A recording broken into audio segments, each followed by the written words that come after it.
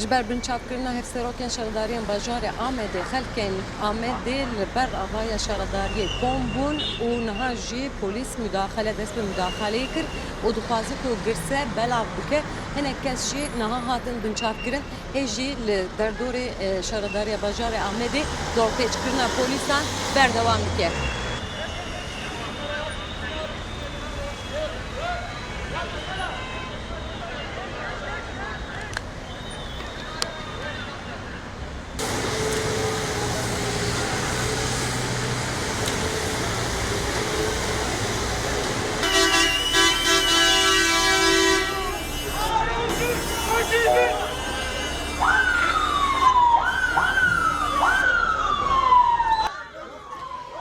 Girsiyê ku li ber avaya şaradariyê kom bûbûn, binçavkirina hevserokên Şarədariya Amedê Gülten Kişanak û Fırat Anliyê bi sloganan protesto dikirin. Lêberê polîs ji bo ku girseyê belav bike, bi ava şît û bi guleyên lastik müdaxele kir.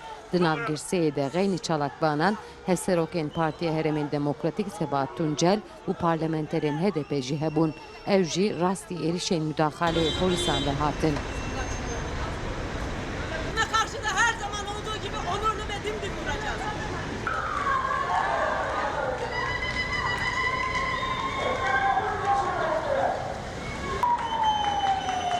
İlyas çık.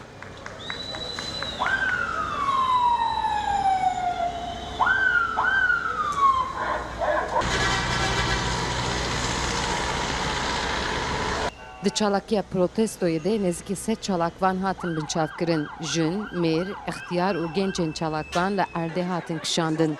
Di heman demê de û saetê de di bajarên din yên Bakurê Kurdistanê û Tirkiyê jî çalakiya protestoyê hebûn.